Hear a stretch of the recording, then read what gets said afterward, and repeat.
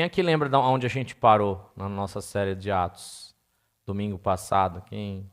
Quem tá ligado aí? Atos 9. O que aconteceu em Atos 9 que foi pregado domingo passado? Vou tomar uma aguinha aqui enquanto isso.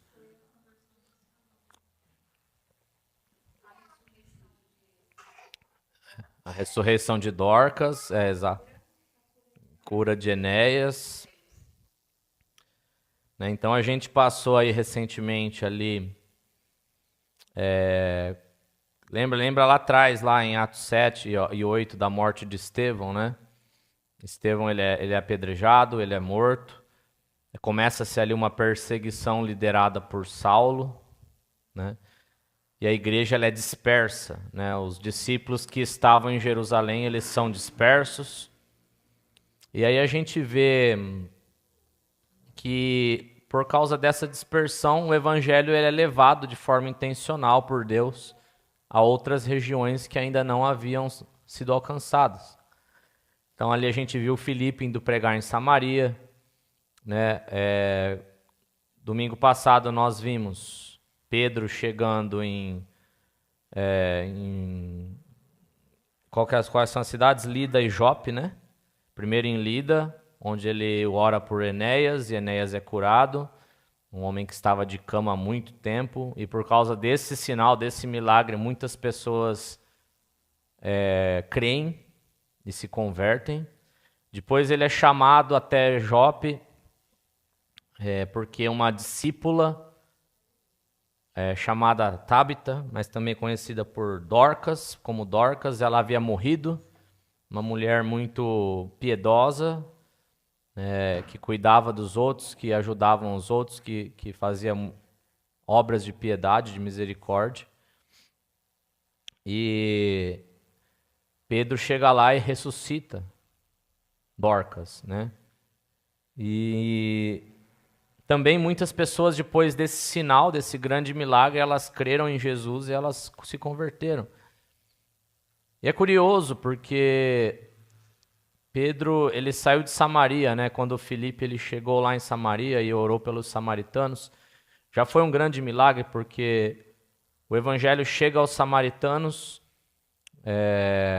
os apóstolos ficam sabendo em Jerusalém, eles mandam Pedro e João lá ver o que está acontecendo. É Filipe quem leva o evangelho para os samaritanos.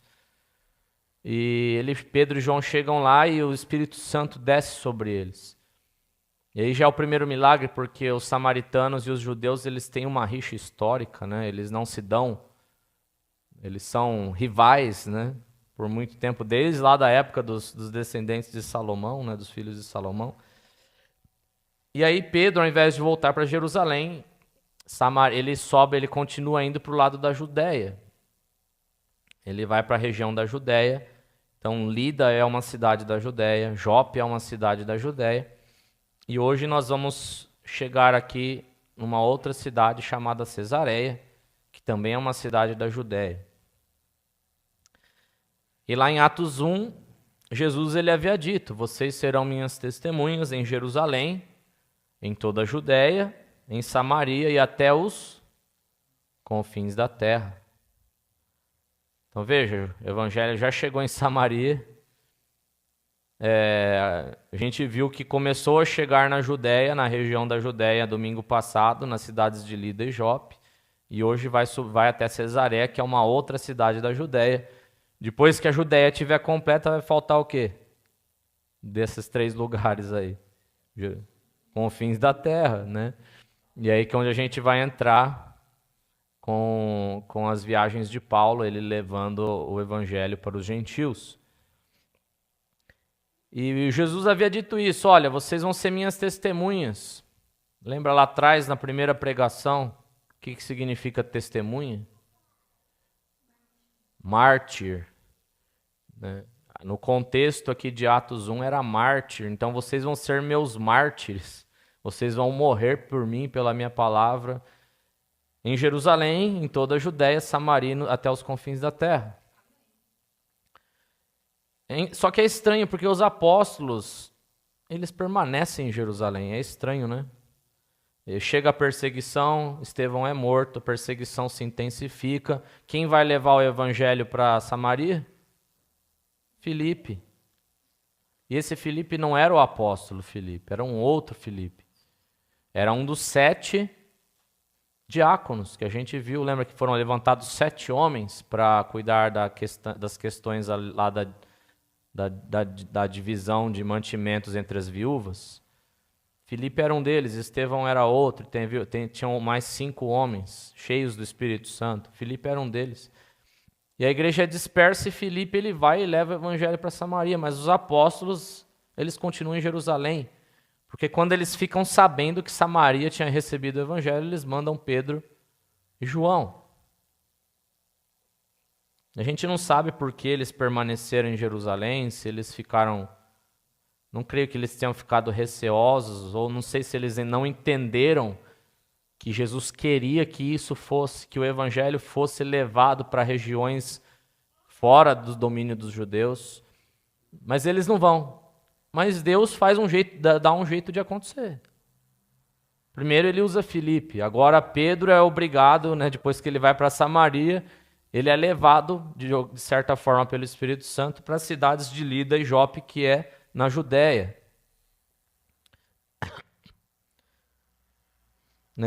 E ali, depois que Pedro ele passa por Lida, chega em Jope, ele ressuscita Dorcas.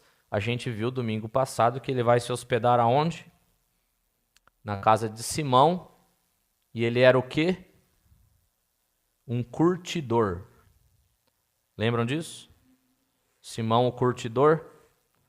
Alguém sabe o que é um curtidor? O que um curtidor faz? Ele não fica curtindo os posts nas redes sociais, não é isso que um curtidor faz. Um curtidor, ele ele cria peças de couro. Ele é responsável por criar peças de couro. Só que da onde vêm as peças de couro? Das peles de animais. Aí Deus ele tem um senso de humor meio nebuloso. Ele pega um judeu que não pode tocar em animal morto e ele manda se hospedar num lugar, numa casa de um curtidor que mexe com animal morto. E é interessante porque não era talvez o melhor lugar do mundo para se hospedar. Quando você mexe com peles de animais mortos, o cheiro deve ser horroroso. Porque a pele já não chega lá bonitinha para ele tratar. A pele vem cheia de gordura, pedaços de carne, pelos, de um lado gordura, às vezes carne podre, e do outro lado pelos que ele tem que raspar. E eu fui pesquisar como é que é um processo de um curtidor daquela época. Então eles chegam ali as peles.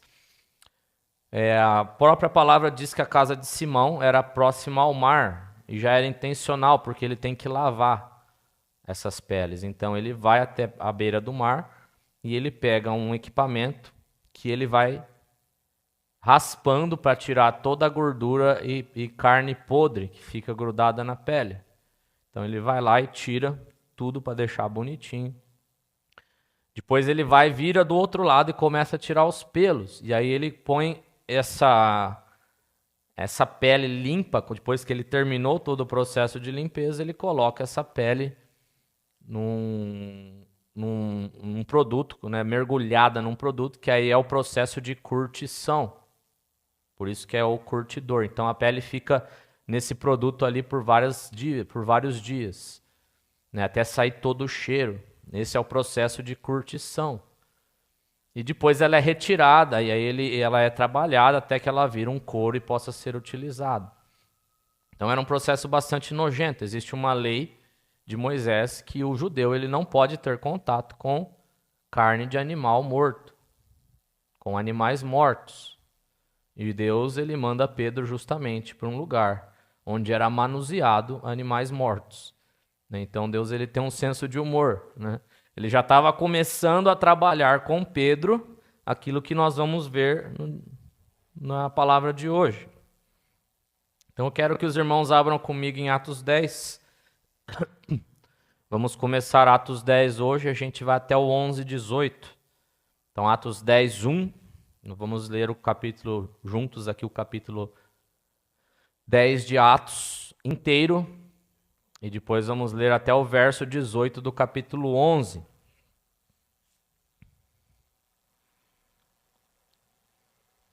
Enquanto vocês abrem, eu vou hidratar minha garganta,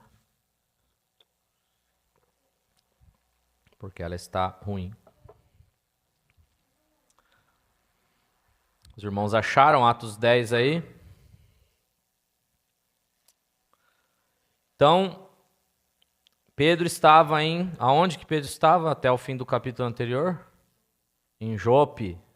Aonde? Hospedado na casa de quem? Simão o curtidor. Já sabemos aqui o que era um curtidor, o que ele fazia. A casa dele ficava à beira-mar. Provavelmente a casa dele fedia de muito longe, então era fácil de ser encontrada, né? Então, Pedro está lá, e aí, Atos 10, Lucas narra para Teófilo. A gente sabe que Atos é uma carta de Lucas para Teófilo. Não sabemos quem é Teófilo, talvez um amigo dele, um conhecido dele. E teoricamente é uma continuação do Evangelho de Lucas. É um rolo, são dois rolos. O Evangelho de Lucas é um rolo que Lucas escreveu para Teófilo, contando a vida de Jesus. E o livro de Atos é um segundo rolo que Lucas escreveu também para Teófilo, contando o que aconteceu após Jesus ter sido assunto aos céus. Então Lucas narra aqui para Teófilo. Em Cesareia morava, então Pedro está em Jope, agora ele chega em Cesareia. Em Cesareia morava um homem chamado Cornélio. Cesareia é uma cidade batizada para adorar a quem? César. Então Cesareia é uma cidade criada pelos romanos para adorar a César, em homenagem a César, que é o imperador de Roma. Em Cesareia morava um homem chamado Cornélio, que era centurião de uma companhia do exército chamada Italiana. Alguém sabe o que um centurião faz? Ele é chefe dos soldados, mas normalmente ele é quem treina o batalhão de soldados, e ele também tem algumas tarefas administrativas que ele tem que fazer. Então ele é tipo um coordenador. E toda vez que tem uma guerra, o centurião e o batalhão dele é o que vai à frente da batalha.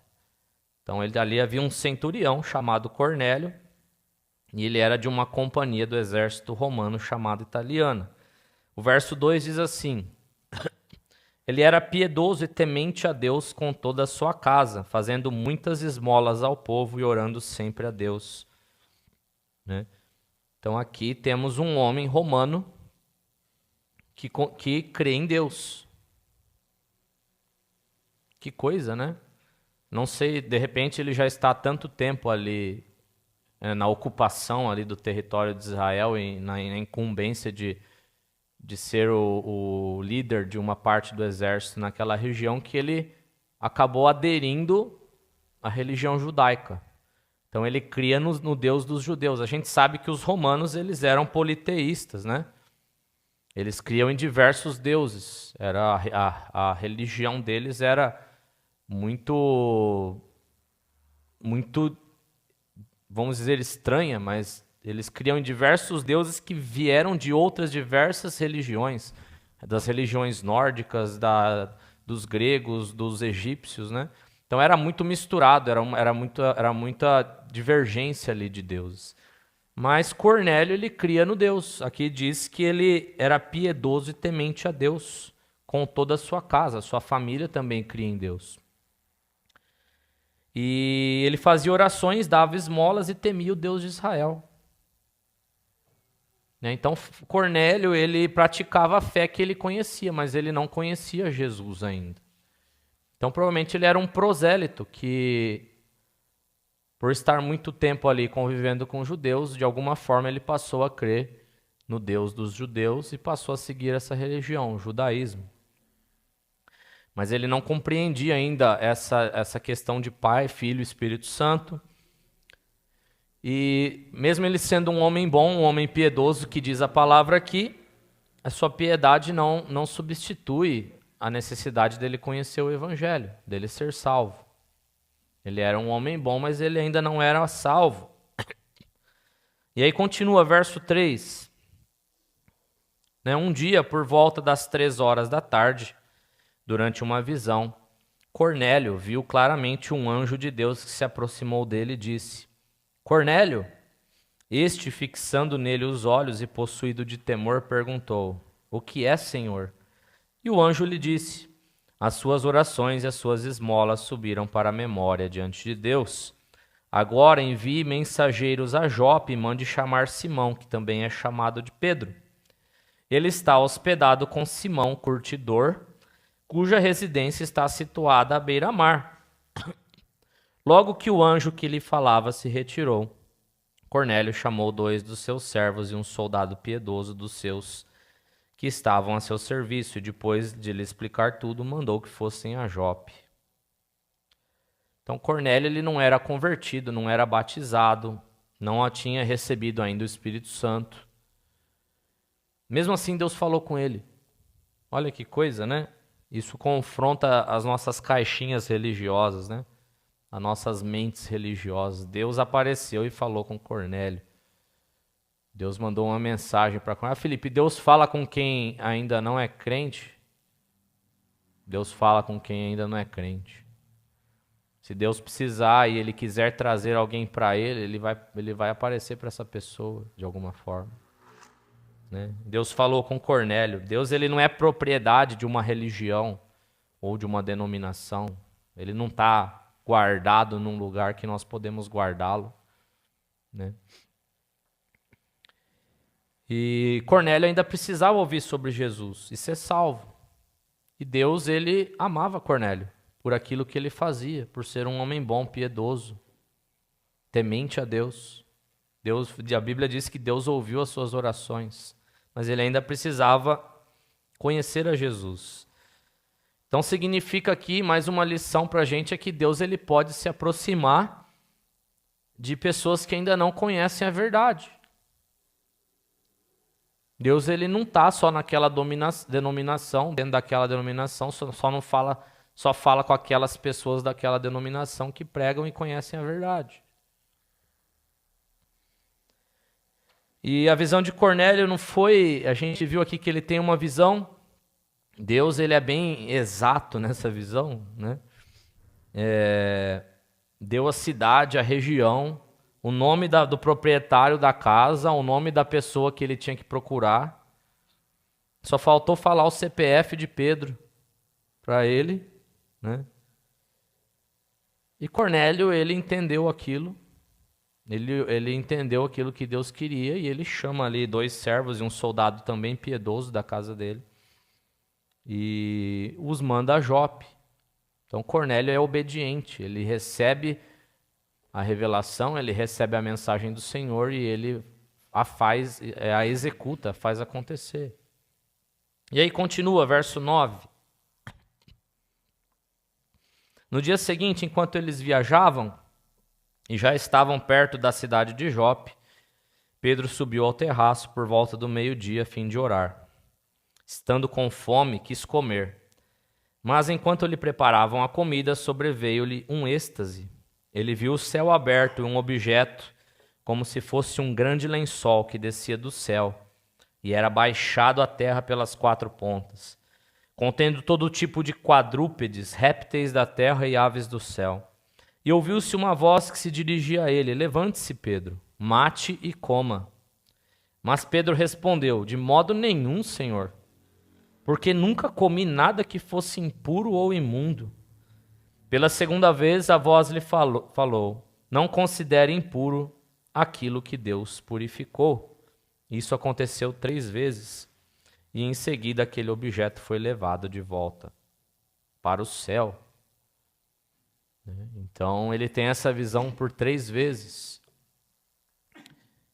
E é interessante porque as restrições alimentares, elas fazem parte da formação histórica e religiosa de Israel, né? Quem aqui já leu o livro de Levítico, né? Vai saber lá todas as leis que eles têm que obedecer, do que eles podem comer, do que eles não podem, do que é puro, do que é impuro. E fala 1000 vezes cada uma das leis, então é para eles decorar mesmo, né? É para os judeus decorarem mesmo. E aqui Deus fala, ó, Pedro, tem uma cobrinha descendo aí, mata ela e come. Ah, não, senhor, isso daí é impuro, tá na lei de Moisés, eu não posso comer isso daí.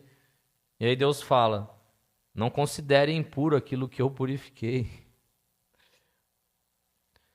Ele já estava na casa do Simão, o curtidor, Deus já mandou ele ficar lá. Aí Deus ainda vem dar uma outra puxada de orelha nele. Ó, Pedro, você tem que parar com esse preconceito aí, né? Pensa comigo, os animais não são maus em si mesmos, certo? Quem criou os animais? O próprio Deus, né? E Pedro estava com esse preconceito ainda religioso incutido nele. E provavelmente não só ele, mas todos os outros apóstolos lá em Jerusalém também tinham essa mesma visão. E aí continua, verso 17.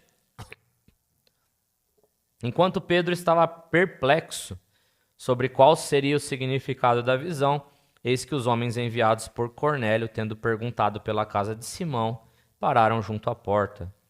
Chamando, perguntaram se ali estava hospedado Simão, que também é chamado de Pedro. Veja, não deve ter sido difícil de achar a casa do curtidor, né? De longe eles devem ter sentido o cheiro e ainda falaram que era à beira-mar e estava em Jope, então foi fácil de encontrar. Deus, ele pensa em todos os detalhes, né? Portanto, enquanto Pedro meditava a respeito da visão, o Espírito lhe disse, verso 19, tá? Estão aí 3 homens à sua procura. Então o Espírito Santo falou com ele enquanto ele estava meditando acerca da visão. Portanto, levante-se, desça e vá com eles, sem hesitar, porque eu os enviei. Então Pedro desceu e disse àqueles homens, eu sou a pessoa que vocês estão procurando, que os traz até aqui. Então disseram, o centurião Cornélio, homem reto e temente a Deus e tendo bom testemunho de toda a nação judaica, foi instruído por um santo anjo a mandar chamar você para a casa dele, ouvir o que você tem a dizer. Pedro, então, convidando-os a entrar, hospedou-os. Eu creio que nesse momento ali, provavelmente a visão de Pedro começou a fazer sentido. Ele estava meditando acerca do entendimento daquilo que ele tinha visto, e o Espírito Santo foi bem no momento exato que ele estava meditando, chega 3 homens enviados por Cornélio. E pensa comigo, provavelmente eram homens romanos, né? Provavelmente um soldado romano, 2 servos e um soldado, que eram piedosos igual Cornélio. E Pedro olha aquilo e 3 homens romanos atrás de mim, e aí? Mas se o Espírito Santo que mandou eles virem, acabou de falar para mim aqui que é para eu receber eles e ir com eles. E aí agora ele deve ter pensado, né? 3 homens impuros aqui. Opa, peraí, Deus falou que aquilo que ele criou não é impuro. Talvez já tenha vindo, né, claramente na mente dele esse pensamento, né? Porque Deus, ele não estava falando sobre animais na visão dele, né? Ele estava confrontando Pedro sobre como ele classificava as pessoas. Então, segundo o judeu, né, os romanos eram homens ímpios, gentios, no qual ele não podia se relacionar. Da mesma forma que ele não podia comer os alimentos que a lei de Moisés o proibia. Então Pedro tinha essa mentalidade de que os romanos, eles não eram dignos, eles eram impuros.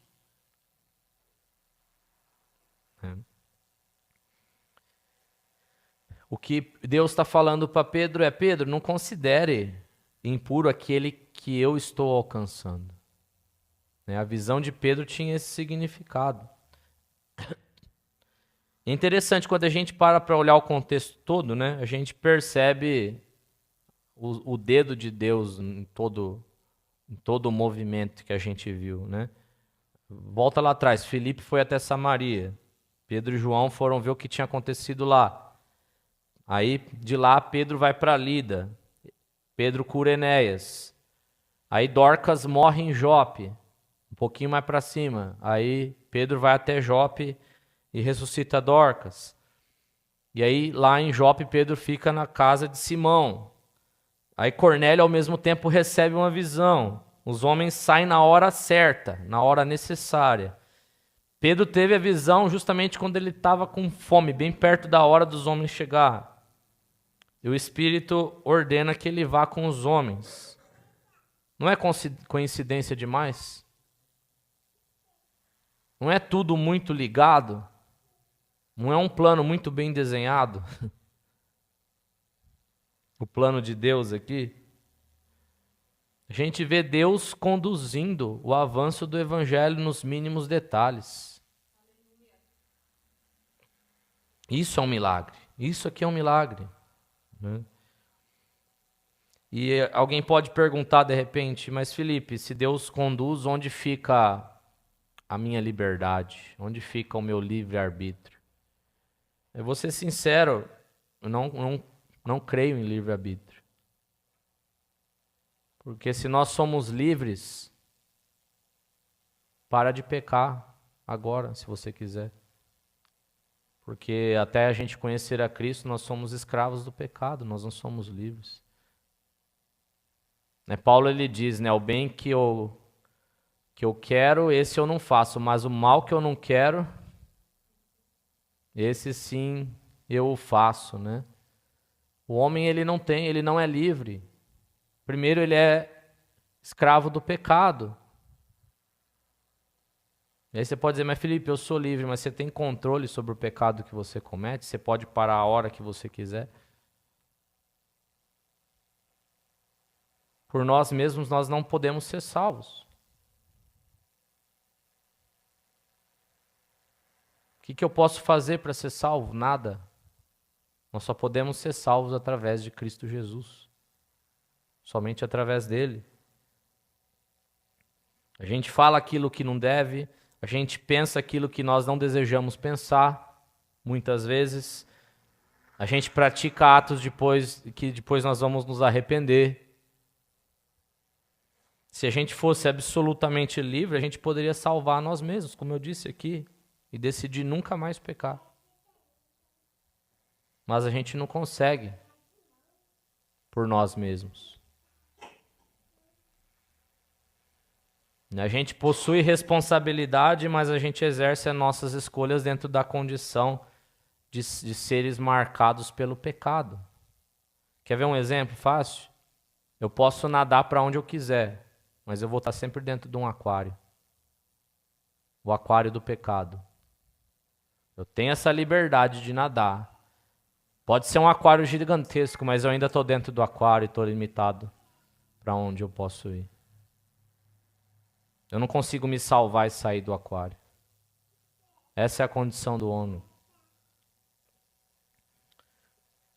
E por isso a nossa oração não deve ser para que Deus interfira menos, mas para que Ele controle mais as nossas vidas. A gente acha que... a gente ora, né?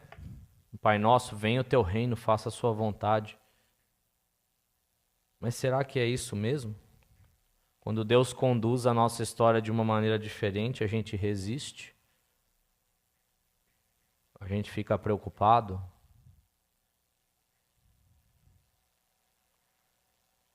Então a nossa oração deve ser para que Deus governe cada vez mais nossas vidas e não que nós sejamos mais livres para poder fazer o que nós queremos. Que tenhamos menos liberdade. Essa deveria ser a nossa oração. Será que desejamos mesmo a vontade de Deus? Venha a nós o teu reino, seja feita a sua vontade. Será que queremos mesmo a vontade de Deus?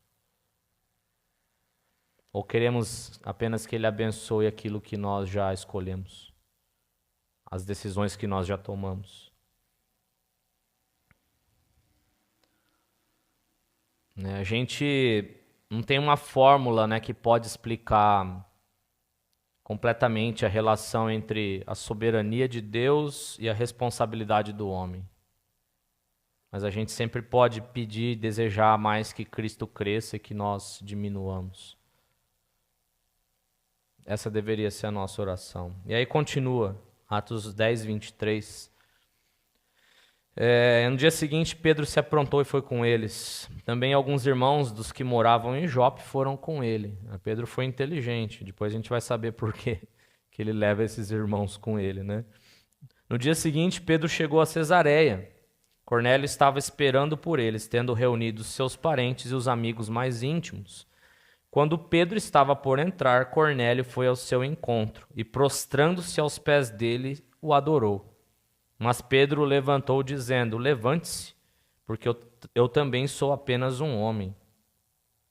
Então, quando Pedro entra, Cornélio se ajoelha diante dele. A gente vê aqui uma atitude que demonstrava que ele ainda carregava alguns elementos do paganismo, né? Se prostrar e adorar um homem, né? Então a gente percebe aqui que Cornélio ele era temente a Deus, ele era um homem piedoso, né? Dava esmolas, mas ele ainda era um homem que não tinha total conhecimento da religião e ainda praticava algumas práticas ali sem saber do paganismo, né? Das religiões romanas, né?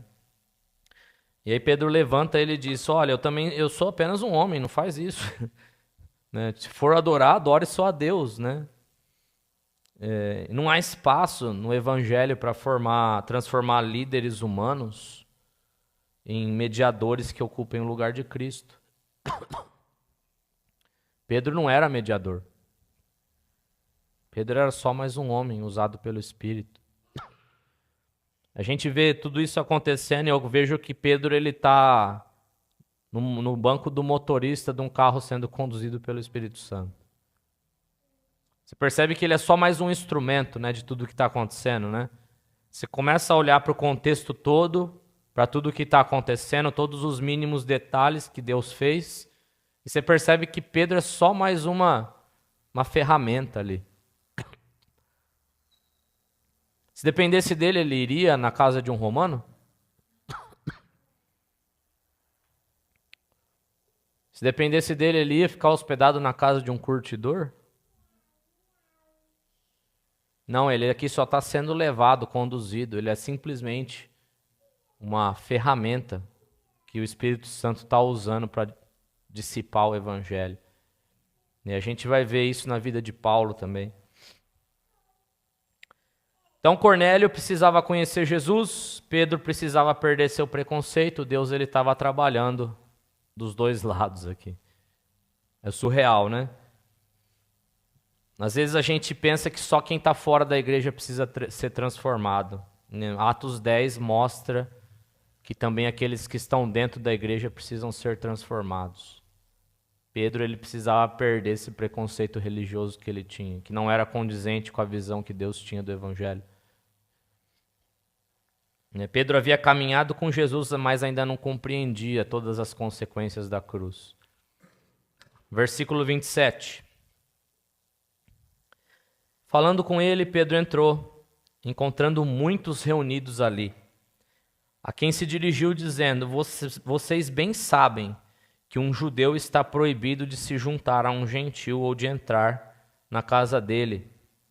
Mas Deus me mostrou que não devo considerar ninguém impuro ou imundo. Aqui a gente vê que Pedro entendeu. Né? Que ele chegou lá já com o entendimento daquilo que Deus havia revelado para ele na visão. Né? Deus não estava apenas mudando uma regra alimentar, ele estava quebrando um preconceito humano que Pedro tinha. Verso 29. Por isso, uma vez chamado, vim sem vacilar, e agora eu pergunto: por que motivo vocês mandaram me chamar? Cornélio respondeu: faz hoje 4 dias que mais ou menos por esta hora, às 3 da tarde, eu estava orando em minha casa.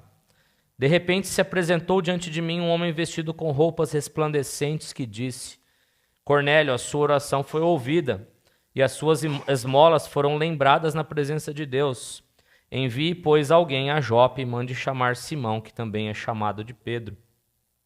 Ele está hospedado na casa de Simão, curtidor à beira-mar. Portanto, sem demora, mandei chamá-lo e você fez muito bem em vir. Agora estamos todos aqui na presença de Deus, prontos para ouvir tudo o que o Senhor ordenou a você. Então Pedro começou a falar.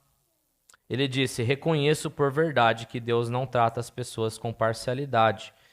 Pelo contrário, em qualquer nação, aquele que o teme e faz o que é justo lhe é aceitável.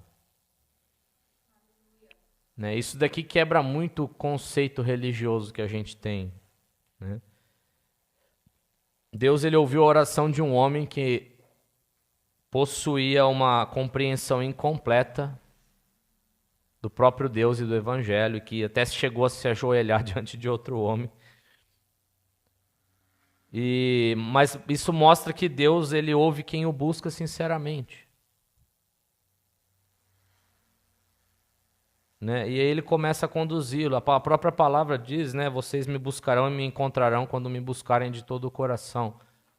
Cornélio era esse homem que buscou de todo o coração. Ele não tinha compreensão toda do que estava acontecendo, mas ele buscou a Deus de todo o coração, ele creu. E Pedro, essa declaração dele mostra que ele teve uma mudança profunda na forma como ele cria a religião, como ele cria do evangelho. Ele é totalmente transformado. Ele percebe que Deus não pertencia a uma única etnia. É interessante porque para o judeu não é igual nós aqui que temos a nossa vida fora da igreja e dentro da igreja a gente tem uma outra, vamos supor, uma outra vivência assim. Para o judeu não, as leis são as mesmas, fora ou dentro de onde eles estão, em qualquer momento a lei é aquela, a lei é religiosa, é civil e é cerimonial. Então para o judeu a vida dele é baseada em Deus. E Pedro era judeu. Então eles criam que Deus pertencia à etnia deles, que o Deus dos judeus era o Deus dos judeus e de mais nenhum povo. E Deus falou: Pedro, você não entendeu ainda o que Jesus fez. Hoje eu vou quebrar todos os seus conceitos e vou mudar a sua história. Por algum motivo vocês não entenderam ainda o que eu pedi para vocês em Atos 1, para vocês levarem o evangelho para toda a Judéia, para Samaria e para os confins da terra. Vocês estão aqui parados em Jerusalém ainda. Mas Pedro, eu vou te mudar. Eu vou transformar a visão que você tem acerca de mim e do meu evangelho. Então, Deus não pertencia a um único povo aqui. O evangelho não estava preso a um país, né? Jesus é o Senhor de todos. É isso que Deus estava revelando a Pedro. Atos 10, 36, verso 36. Esta é a palavra que Deus enviou aos filhos de Israel, anunciando-lhes o evangelho de paz. Pedro falando aqui, tá? Por meio de Jesus Cristo. Este é o Senhor de todos. Então Pedro está anunciando Jesus para Cornélio, seus familiares e seus convidados. Vocês sabem o que aconteceu em toda a Judéia, tendo começado na Galiléia depois do batismo que João pregou. Como Deus ungiu a Jesus de Nazaré com o Espírito Santo e com poder. Jesus andou por toda parte, fazendo bem e curando todos os oprimidos do diabo, porque Deus estava com ele. E nós somos testemunhas de tudo o que ele fez na terra dos judeus e em Jerusalém. Depois eles o mataram, pendurando-o no madeiro.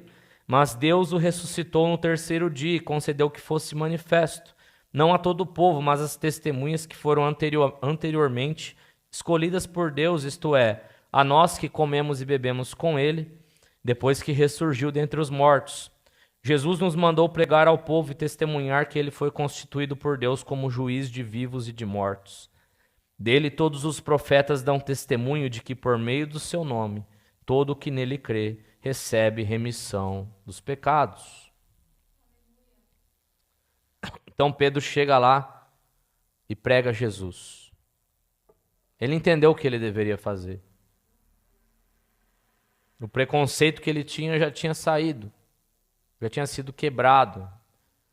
Ele entendeu que o Espírito Santo levou lá para que ele pregasse Jesus para esses gentios, para esses romanos, e esses romanos fossem convertidos. Né? E ele termina: todo aquele que nele crê recebe por meio do seu nome o perdão dos pecados. Então vocês estão perdoados, é isso que ele está falando aqui. Vocês creem em Jesus, seus pecados estão perdoados. Ele prega a mesma coisa que ele pregou lá em Atos 2, lá em Atos 4, em todo lugar que ele foi. Ele prega Cristo ressurreto para a remissão dos pecados, o Evangelho. E aí ele continua, verso 44, enquanto Pedro falava essas palavras, o Espírito Santo caiu sobre todos os que ouviam a mensagem.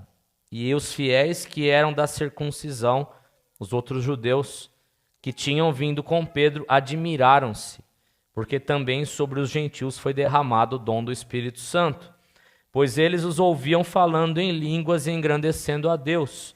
Então Pedro disse: será que alguém poderia recusar a água e impedir que sejam batizados estes que, assim como nós, receberam o Espírito Santo? E ordenou que fossem batizados em nome de Jesus Cristo. Então lhe pediram que permanecesse com eles por alguns dias. Olha que loucura o que acontece aqui. Pedro estava pregando e de repente eles recebem o Espírito Santo. Pedro não chamou eles para vir para frente. Vem aqui, a gente vai fazer uma oração poderosa do recebimento do Espírito Santo. Se Deus quiser, peça com toda a sua vontade que você vai ser batizado em línguas. Não. Pedro estava pregando a ressurreição, Jesus, e de repente o Espírito Santo desceu sobre esses romanos. E eles começaram aconteceu com eles a mesma coisa que aconteceu em Atos 2. Eles começaram a falar as grandezas de Deus em outras línguas.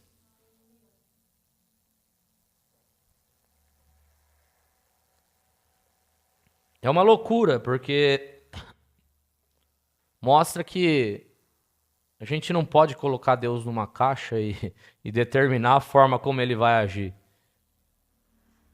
Né? Por isso, os judeus, né, os irmãos judeus que foram com Pedro para Cesareia, eles se admiraram, né? Porque eles estavam vendo algo que eles viram lá acontecendo com os romanos, que talvez para eles eram os maiores inimigos deles ali, os opressores do povo. Então, lembra lá, em Atos 2, o Espírito havia sido derramado em Jerusalém, depois em Samaria.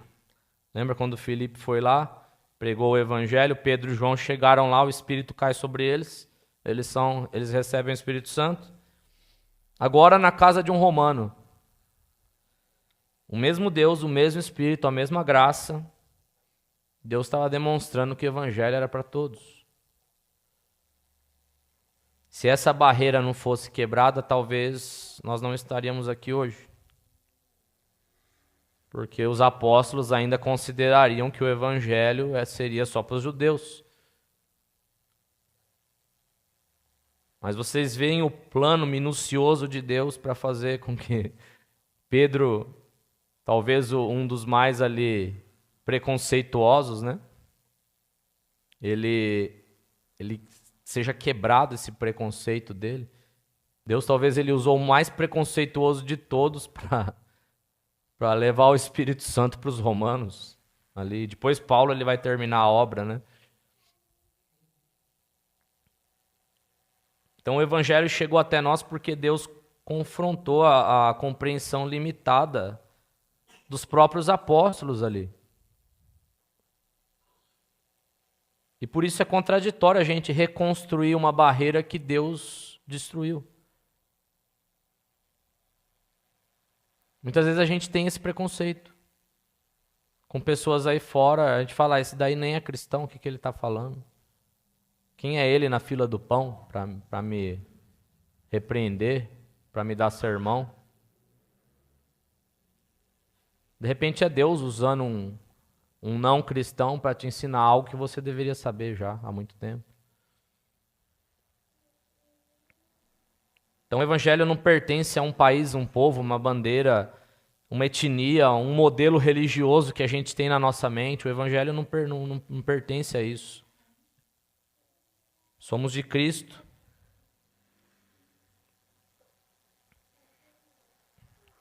É curioso que a gente às vezes quer invocar Deus, né? Deus ele não habita mais numa região do que na outra. A gente chega num lugar, vamos invocar a presença de Deus nesse lugar. Só que Deus não está em nós. Ele já não habita em nós. Vamos invocar, vamos pregar o evangelho numa região de favela, e a gente vai chegar lá, a gente vai fazer uma oração para invocar a presença de Deus ali, para que nada nos aconteça. Deus talvez já esteja lá há muito mais tempo do que a gente possa imaginar, falando com as pessoas de lá. Olha o nosso preconceito religioso. Deus ele não está preso às coisas que a gente acha que está. É interessante, os apóstolos eles não iniciaram a obra em Samaria, foi Filipe. Quando eles chegaram lá, o Espírito Santo já estava agindo. Não foi os apóstolos que iniciaram a obra em Lida. A palavra diz que já haviam discípulos de Jesus ali. Quem que levou então a palavra? A gente nem sabe. Quando Pedro chega a Jope para ressuscitar Dorcas, a palavra diz que havia uma mulher que era temente a Deus e que era piedosa e misericordiosa, uma discípula de Jesus. Quem que pregou o evangelho para Dorcas? Não foram os apóstolos, o evangelho já havia chegado ali. Deus ele não depende da autorização de líderes, instituições, departamentos, grupos, prefeitos. Não depende de quem canta, quem toca, quem prega ou quem ensina na igreja. Ele faz a obra. A gente só é servo de uma obra que já está acontecendo. Então a oração necessária é que nós precisamos fazer assim: Senhor, não deixa a minha vida somente nas minhas mãos. É justamente isso, Senhor. Eu quero sentar no banco do passageiro do seu Uber. Senhor, você é o Uber e eu sou o passageiro. Me leva para onde o Senhor quer. Me faça fazer parte da sua obra naquilo que o Senhor está construindo. Se Deus disser que a gente precisa ficar na casa de um curtidor, a gente precisa responder: tá bom, tá ótimo, perfeito.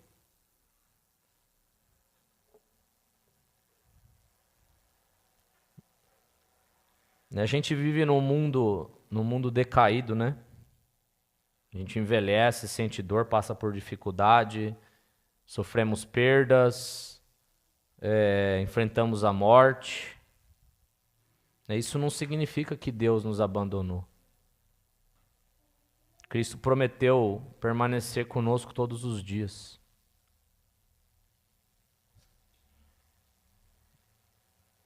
Mas Ele nos deu um reino e nos prometeu o quê?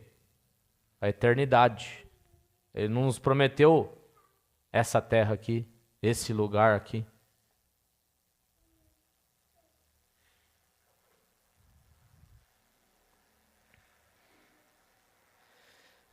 E aí Pedro volta a Jerusalém. Para a gente encerrar aqui, vamos ler do 11 do 1 ao 18. Vamos lá para o capítulo 11. Chegou ao conhecimento dos apóstolos e dos irmãos que estavam na Judéia, que também os gentios haviam recebido a palavra de Deus. Quando Pedro voltou para Jerusalém, os que eram da circuncisão, no caso aqui os judeus, começaram a questioná-lo, dizendo: Você entrou na casa de homens incircuncisos e comeu com eles. Então Pedro passou a fazer-lhes uma exposição por ordem, dizendo: Eu estava na cidade de Jope orando. É curioso, né? Não tinha WhatsApp, não tinha internet. E os caras já estavam sabendo que Pedro foi na casa de um romano e comeu com ele. Fofoqueiro tem desde aquela época. Alguém saiu lá da Cesareia, correu em Jerusalém para contar para os apóstolos que Pedro foi na casa de um romano. Não, era rapidinho a viagem, provavelmente, né? Meia hora, 50 dias para chegar da Cesareia para Jerusalém, e o cara foi só para fazer fofoca, velho. Mas vamos lá. Então Pedro passou, verso 4, Pedro passou a fazer-lhes uma exposição por ordem. Não, peraí, gente, não foi isso que aconteceu. Calma, deixa eu explicar. Vocês ouviram uma história, mas eu vou contar a minha história, o que aconteceu de verdade, tá? Eu estava na cidade de Jope orando, e num êxtase tive uma visão, em que observei descer um objeto como se fosse um grande lençol, baixado do céu pelas 4 pontas e vindo até perto de mim. Ele está contando exatamente o que aconteceu, né? Para não dar ruim. E olhando atentamente para dentro daquilo, vi quadrúpedes da terra, feras, répteis e aves do céu. Ouvi também uma voz que me dizia: Levante-se, Pedro, mate e coma. Ao que respondi: De modo nenhum, Senhor, porque em minha boca nunca entrou nada que fosse impuro ou imundo. Pela segunda vez a voz do céu falou: Não considere impuro aquilo que Deus purificou. Isso se repetiu 3 vezes. E de novo tudo foi recolhido para o céu. E eis que na mesma hora pararam diante da casa em que estava 3 homens enviados da Cesareia para se encontrar comigo. Então o Espírito me disse que eu fosse com eles sem hesitar. Foram comigo também estes 6 irmãos e entramos na casa daquele homem. E ele nos contou como tinha visto na casa dele um anjo em pé que lhe disse: Envie alguém a Jope e mande chamar Simão, que também é chamado de Pedro, o qual lhe dirá as palavras mediante as quais você e toda a sua casa serão salvos. Quando comecei a falar, o Espírito caiu sobre eles, como também sobre nós no princípio. Então me lembrei da palavra do Senhor quando disse: João, na verdade batizou com água, mas vocês serão batizados com o Espírito Santo. Pois se Deus deu a eles o mesmo dom que tinha dado a nós quando cremos no Senhor Jesus, quem era eu para que pudesse resistir a Deus? Quando os demais ouviram isso, acalmaram-se e glorificaram a Deus, dizendo: Então também aos gentios Deus concedeu arrependimento para a vida. Olha que coisa, né? Pedro conta tudo certinho. Aí está a importância de ter os 6 caras com ele, né? Porque os seis parceiros lá que foram com ele viram e podem comprovar que ele estava falando a verdade, né? Mas ele usa um elemento muito importante, que ele lembra da palavra do Senhor. Né? João, na verdade, batizou com água, mas vocês serão batizados com o Espírito Santo. Né? E Pedro uniu essas 3 coisas. Primeiro, a visão que ele recebeu. Segundo, aquilo que ele presenciou na casa de Cornélio. E terceiro, aquilo que Cristo havia falado. Uma visão isolada, ela poderia ser questionada, né? Ah, Pedro, você teve essa visão, você estava viajando, sei lá, você estava na casa de um curtidor, o cheiro te fez passar mal.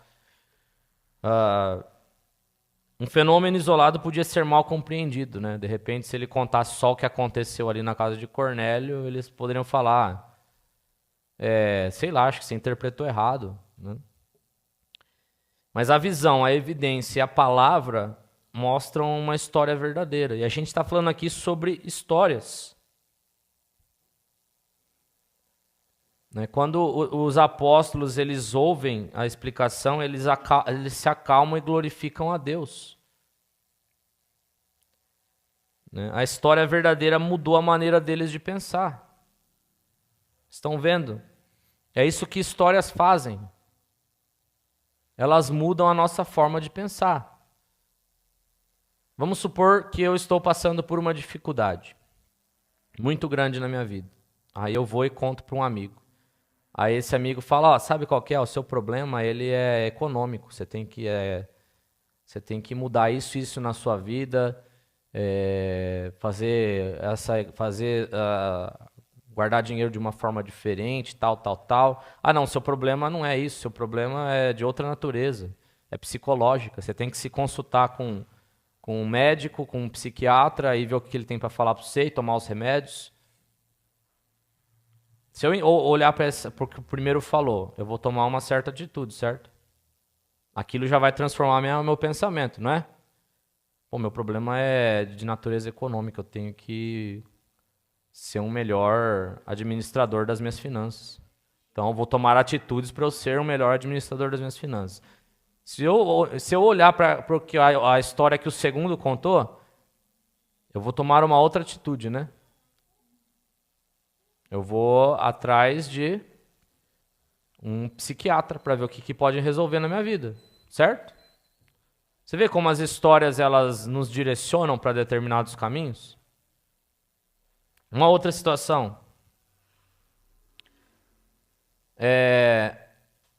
Alguém fez algo errado para mim e eu fiquei em dúvida. Aí eu vou falar com o meu amigo e falo para ele assim, aquele fulano de tal fez isso para mim.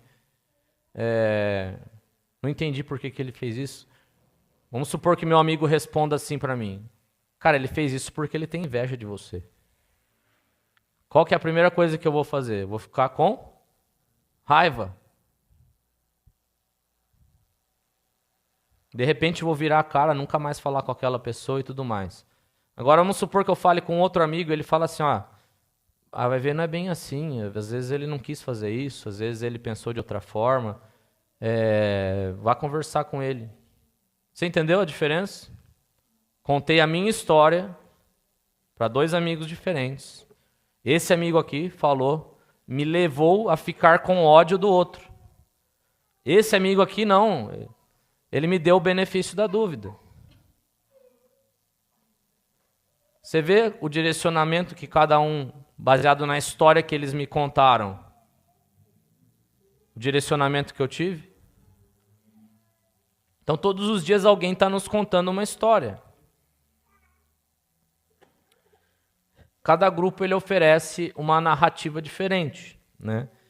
Esse é o problema, essa é a causa, essa é a solução, esse aqui é o Salvador. A gente vai entrar aí de novo, espera acabar a Copa do Mundo, a gente vai entrar na guerra da política. Tá chegando. Aí a gente vai ouvir diversas pessoas na internet, na televisão, no rádio, em qualquer lugar que seja, querendo convencer-nos de que esse lado aqui é melhor porque ele propõe isso daqui, e esse lado aqui é melhor porque ele propõe isso daqui. Querendo nos convencer de que existe um salvador de um lado e existe um salvador do outro. E a gente normalmente tende a ir para um dos dois lados. Não é verdade? Então eles contam uma história que na 99% não é verdadeira, 99% das vezes não é verdadeira, para nos fazer crer no lado deles e seguir. Mudar nossa mente. É isso que histórias fazem. As histórias em que nós cremos governam as nossas reações. A gente é bombardeado por histórias, estatísticas, vídeos, pesquisas, meme de internet. Esses dias mesmo do Jogo do Brasil, surgiu um monte de meme porque o Ancelotti não põe o Endrick. E a gente começou a ver aquilo, a gente acha que o técnico, o Ancelotti, ele odeia o Endrick. E às vezes não tem nada disso. Às vezes o relacionamento deles é ótimo, é essencial. É perfeito. Mas a gente fica vendo aquilo lá, as brincadeiras, os memes que acontecem na internet, a gente acha que o Ancelotti não gosta do Endrick. Que ele odeia o Endrick de alguma forma, porque lá no Real Madrid ele não punha ele para jogar. Aí chega na seleção, não põe ele para jogar. Então a gente fica condicionado ao que estão falando e a gente pega a raiva de repente da pessoa que não tem nada a ver. A situação não tem nada a ver. Mas essas narrativas elas querem capturar o nosso foco. E cada narrativa tenta nos fazer que a gente entre nela, passe a pensar como o seu grupo, assumamos a sua identidade e lutamos pelos seus heróis. Por isso que a gente tem tanto lunático apoiando político. dando a vida por político. Por quê? Porque eles entraram na narrativa de uma forma, creram naquilo que foi falado de uma forma, que eles sofreram uma lavagem cerebral. E na religião isso também acontece. Por isso a pergunta central minha para vocês aqui é: de qual história a sua história faz parte?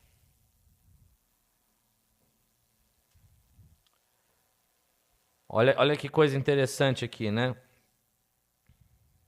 A história de Cornélio. Cornélio tinha uma história.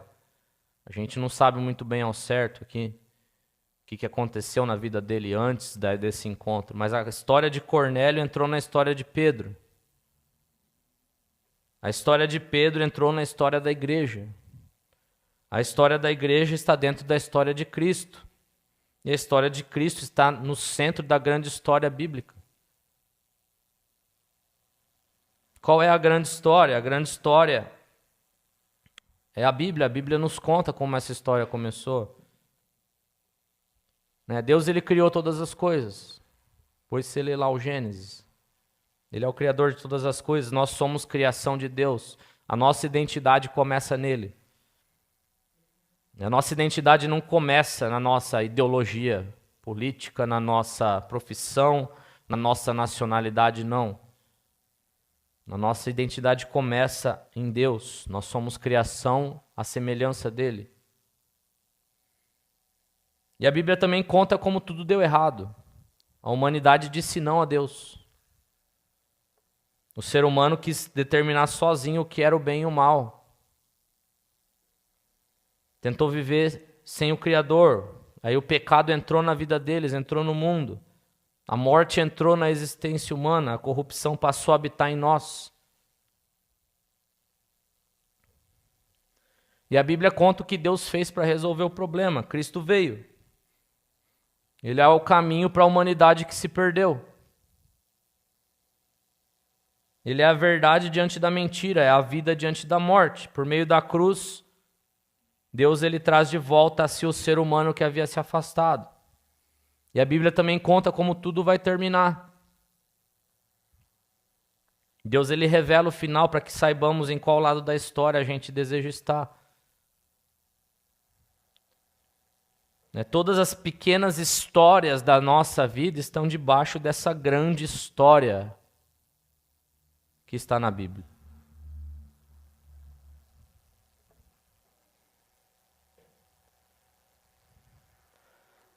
Aí a gente entra nessas pequenas histórias que tentam entrar na nossa vida e nos governar, e nos levar para um lado e nos levar para outro. Mas a gente não enxerga, nós não enxergamos sozinhos a raiz do problema, que se chama pecado. A gente não entende que existe maldade e corrupção dentro de nós. Sabe o que é o pecado? É a ausência de Deus. Pecado é a ausência de Deus. A gente costuma pôr a culpa no diabo em diversas situações da nossa vida. Para mim o diabo, eu já falei aqui, para mim o diabo ele é o ser mais injustiçado de todo o universo. Que acontece algo de errado na nossa vida é culpa do diabo.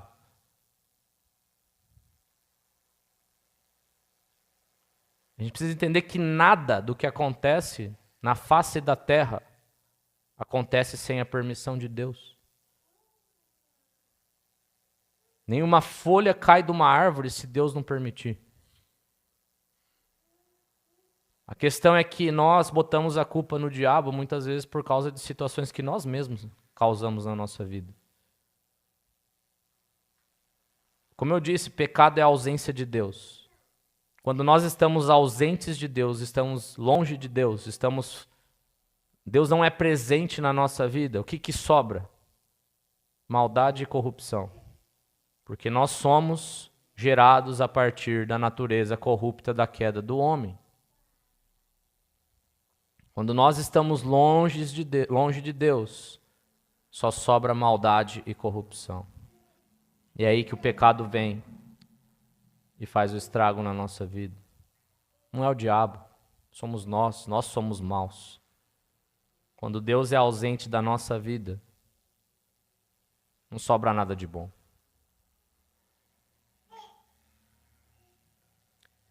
Somente Cristo pode nos redimir.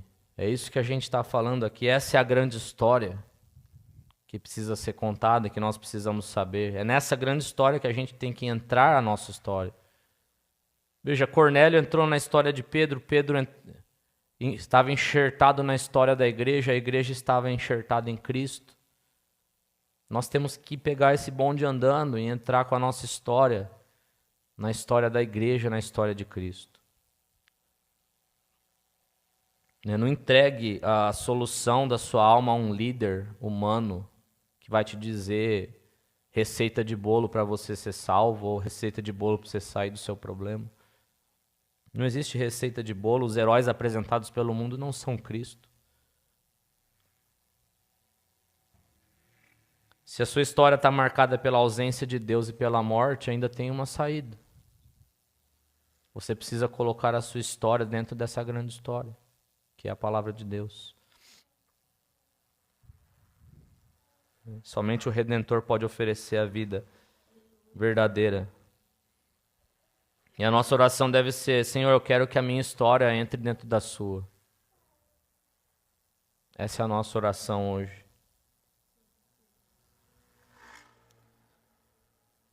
Não adianta viver como queremos e quando surge um problema a gente procura uma frase mágica na Bíblia para resolver esse problema, ou procure uma pessoa, um pastor, um líder religioso para nos aconselhar. Não existe frase mágica na Bíblia. Na vida não se resolve com fórmulas. A gente precisa do Evangelho para nos tirar da onde a gente está e colocar no lugar que a gente precisa estar, que é a história de Deus. Amém? Concluindo aqui então tudo que a gente falou. Deus, ele quebrou o preconceito de Pedro. Ele alcançou Cornélio, ele derramou o Espírito sobre os gentios, ele convenceu os apóstolos, ele levou o Evangelho até nós, ele continua chamando nossa história para dentro da dele. É isso que aconteceu aqui. É um Deus que reescreve histórias. Olha, é algo muito... Quando a gente olha a figura inteira dessa história, né? Pega essa história toda que a gente leu aqui de Cornélio, de Pedro e analisa ela de forma por cima de tudo, assim. Olha o que Deus fez na vida dessas pessoas aqui. Pedro tinha um preconceito, o preconceito dele foi exterminado por Deus. Ao mesmo tempo que ele levou o evangelho a um gentil, a um romano, que era talvez ali o povo mais odiado pelos judeus. E ao mesmo tempo o Espírito Santo caiu sobre eles, e eles foram cheios do Espírito Santo, igual os judeus foram lá no princípio, ali em Atos 2. E por causa disso tudo que aconteceu aqui, é que nós estamos aqui hoje. Não é uma loucura?